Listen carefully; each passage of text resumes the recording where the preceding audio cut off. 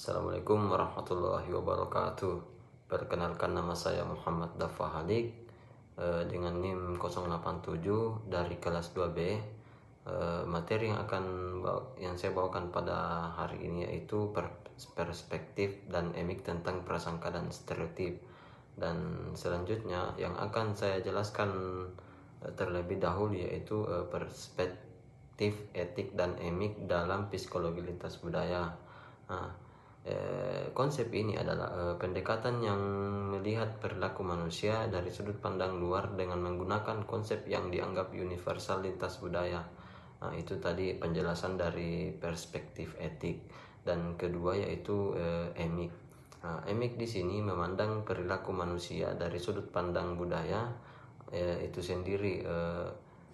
Fokusnya konsep ini yaitu memahami makna perilaku berdasarkan nilai dan pengalaman budaya individu. Dan yang ketiga yaitu perbandingan dan relevansi dalam konseling. Tokoh yang bernama Eri di sini membedakan imposed etik, memaksakan nilai budaya sendiri kepada budaya lain, dan yang kedua yaitu derived etik, mencari nilai universal melalui berbagai budaya, relevansi dalam konseling. Dan pembahasan yang selanjutnya yaitu pengertian dari prasangka dan stereotip dalam konteks budaya. Prasangka adalah sikap atau perasaan negatif terhadap individu atau kelompok yang didasarkan pada generalisasi yang tidak tepat atau tidak fleksibel. Sedangkan definisi dari stereotip itu sendiri yaitu pandangan atau anggapan umum tentang karakteristik suatu kelompok yang diterapkan kepada semua anggota kelompok tersebut.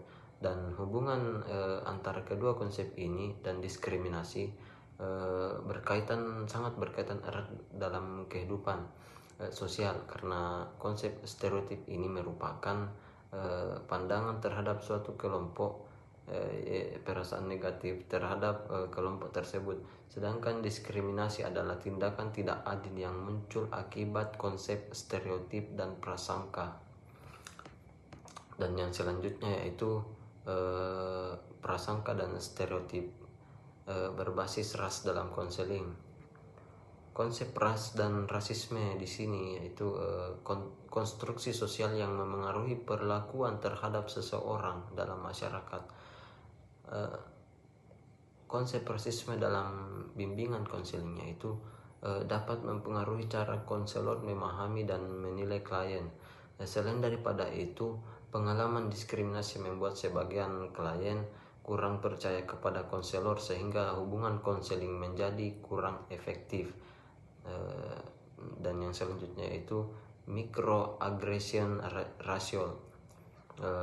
Microaggression yaitu komentar atau tindakan kecil yang merendahkan kelompok tertentu baik sengaja maupun tidak. Dan yang selanjutnya pembahasan yang akan saya bahas itu prasangka dan stereotip berbasis gender dalam konseling. Konsep gender dan seksisme yaitu peran perilaku dan identitas yang dibentuk oleh budaya terhadap laki-laki dan perempuan, sedangkan seks berkaitan dengan perbedaan biologis. Dan yang kedua yaitu stereotip gender dalam konseling. Stereotip gender di sini seperti anggapan bahwa perempuan lebih emosional dan laki-laki harus selalu kuat dapat mempengaruhi proses konseling. Dan yang ketiga dari pembahasan yang saya bawakan pada hari ini yaitu konseling sensitif gender, yaitu pendekatan yang mempertimbangkan pengaruh gender, budaya, dan ketidaksetaraan dalam kehidupan klien. Pendekatan ini membantu menciptakan hubungan konseling yang lebih adil, empatik, dan efektif. Dan yang terakhir yaitu prasangka dan stereotip berbasis etnis dalam konseling. Konsep etnis dan etnosentrisme. Etnisitas adalah identitas kelompok berdasarkan budaya, bahasa, tradisi, nilai, dan yang sama. Konsep etnosentrisme di sini yaitu lebih mendefinisikan kecenderungan menganggap budaya sendiri paling benar dan menjadikan budaya lain sebagai perbandingan. Kedua yaitu hambatan etnis dalam proses konseling. Perbedaan bahasa, nilai budaya, dan cara pandang hidup dapat menjadi hambatan dalam proses konseling.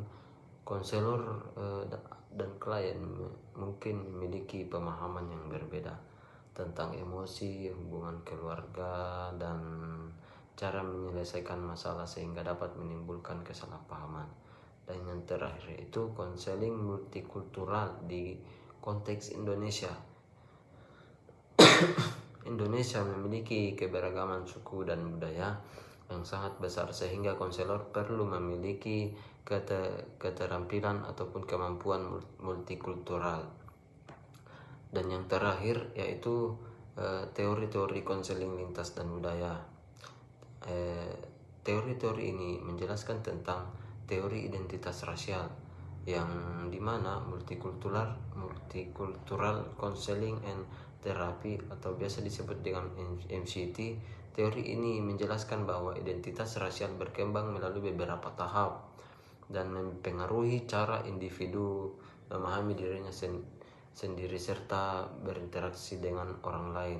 Dan yang kedua yaitu teori MCT menekankan bahwa teori konseling barat tidak selalu cocok untuk semua budaya. Konselor perlu memahami klien berdasarkan latar belakang budaya, identitas, dan kondisi sosial.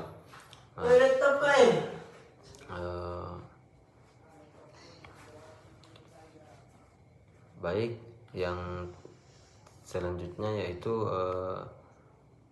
teori konseling lintas budaya. Teori konseling lintas budaya di sini itu terbagi jadi 3. Model tripartite identitas, model konseling ekologis dan Bronfenbrenner, dan psikologi pembahasan. Mungkin itu yang bisa saya jelaskan pada hari ini. Itu sedikit tentang materi tentang prasangka stereotip konseling lintas dan budaya. Saya atas nama Muhammad Dapalik mengakhiri pembahasan materi pada hari ini. Salam interaksi. Ewako.